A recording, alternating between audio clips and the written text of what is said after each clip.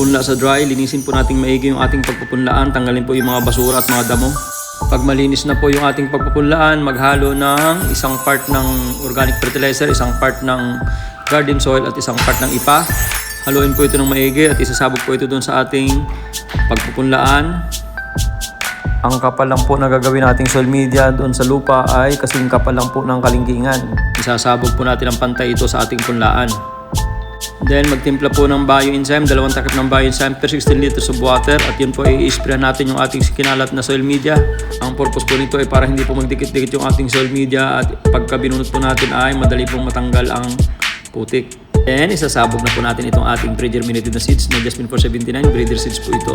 Siguraduhin lang po na pantay ang pagkakasabog ng inyong binhi. So after nga po ng 4 na araw, ito na po yung ating seeds. Diniligan naman natin ng bioplant booster, 2 takip ng bioplant booster sa isang timbang tubig.